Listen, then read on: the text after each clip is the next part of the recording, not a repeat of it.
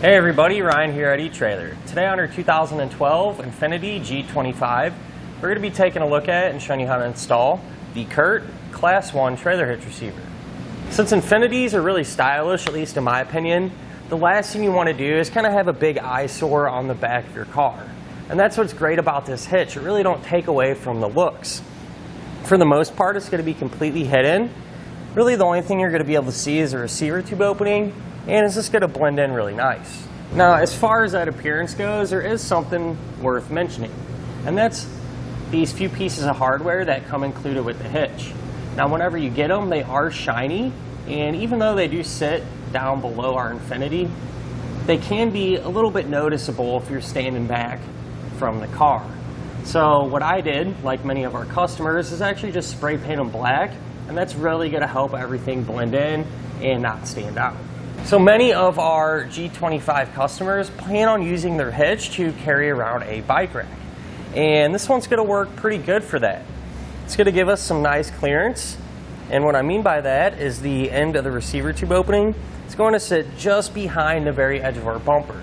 So that should work out really well for those folding accessories. That way, whenever we do put them in the upright position, you don't have to worry about them coming in contact with your bumper. So this is a Class 1 hitch. So it's going to give us that 1¼ inch by 1¼ inch receiver tube opening and a reinforced collar for extra strength.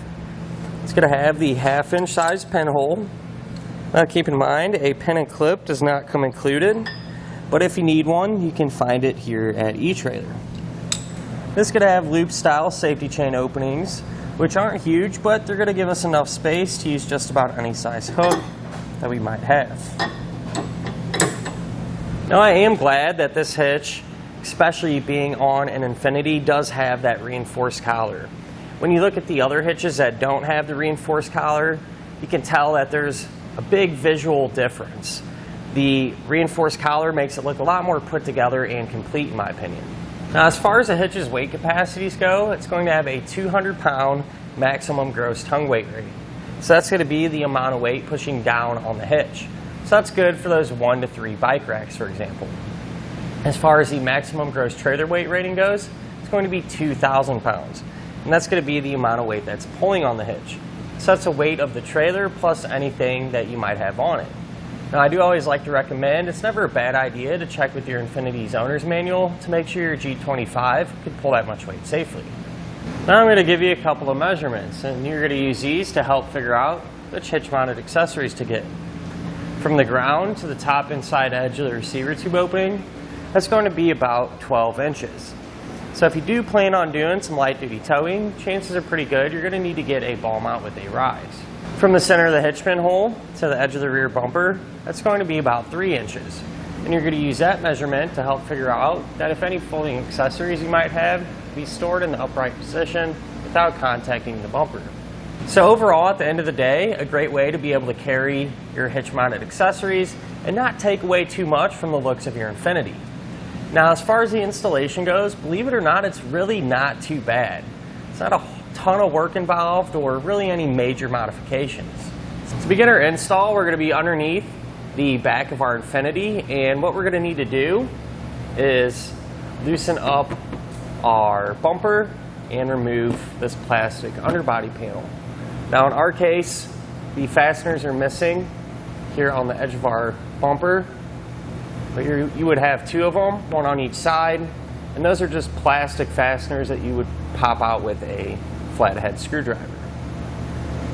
Moving on though, we can now get our underbody panel out of the way, and that's just going to be held in place with multiple 10mm bolts.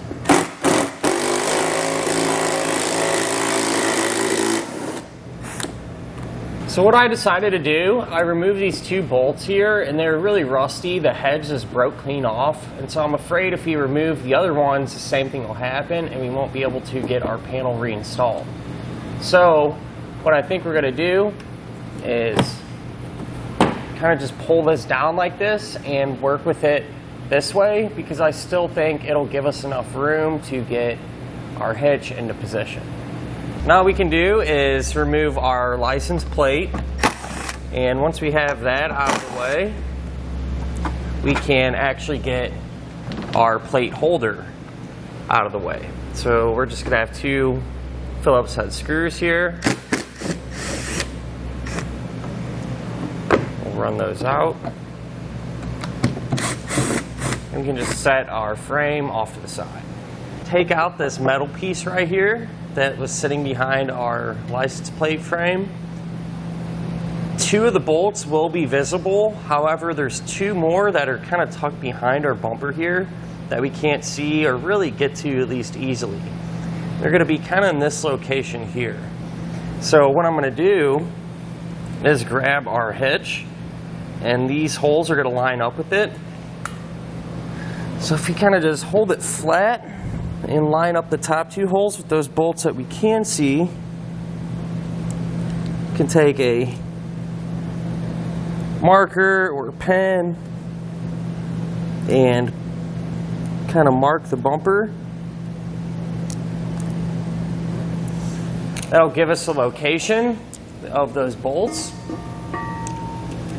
And then we can come back in with a hole saw and create those openings. I'm using a 1-inch hole saw because it's about the same size as these factory holes. That way everything will blend in real nice.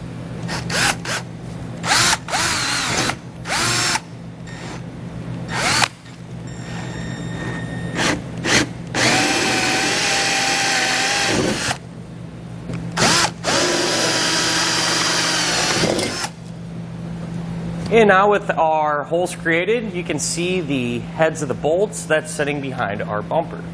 So now to get this metal piece out, we're going to take a 12mm socket and remove all 4 of the bolts.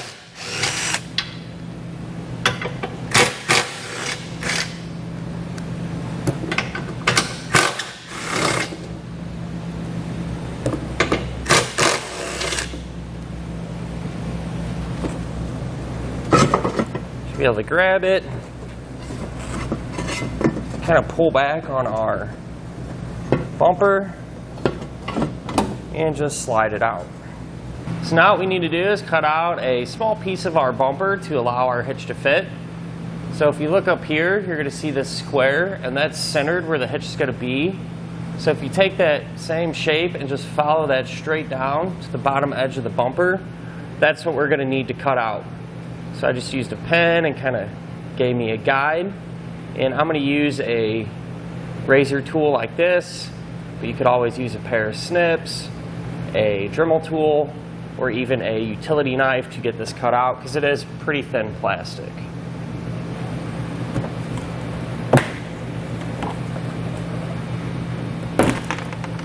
Now we can take our hitch, and what we're going to do is sneak it up behind the back bumper. And what we want is this tab here to sit on top of our tow hook. Looks like these bumper tabs may get in your way a little bit. If you have to, kind of just bend them down. Once we have it on top, we're just going to loosely secure it by taking our carriage bolt. We're going to put that up the top of the hitch.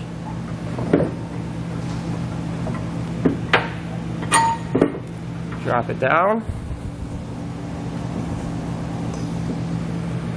Take our spacer block. Put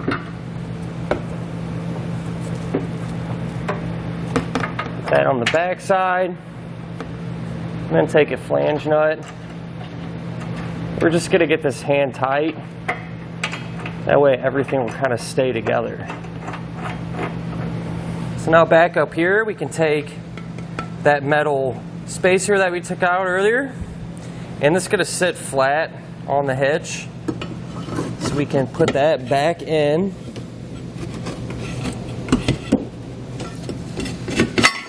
Drop that down. And line up our hitch. Those factory holes. And once we have everything lined up, we're going to take those factory bolts, except we're going to take the included washer and slide that on. And we're just going to get all these hand tight. Now with all of our hardware in place and hand tight, we can come back and snug it down.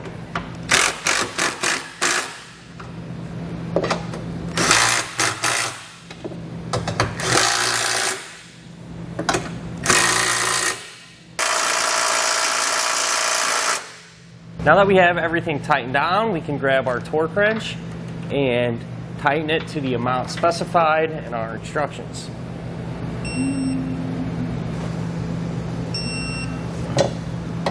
At this point, we can raise our underbody panel back up. However, it is going to interfere with the hitch. So what I did is just kind of hold it up flat and kind of drew out some marks here where we need to cut. And so I'll get those trimmed out, and then we can re-secure it.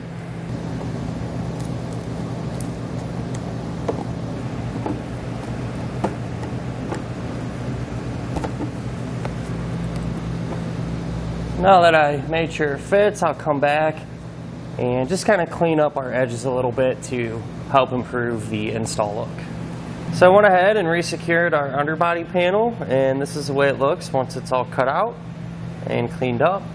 And one thing I noticed, what I'm going to do is this hardware kind of sticks out a little bit to me. So I'm actually just going to spray paint it black, and in my opinion, I think that'll help it blend in a little bit more. Now we can go ahead and reinstall our license plate frame. And once we get this tightened down, we'll pop our plate back on too. And that'll finish up our look at and our installation of the CURT Class 1 trailer hitch receiver on our 2012 Infiniti G25.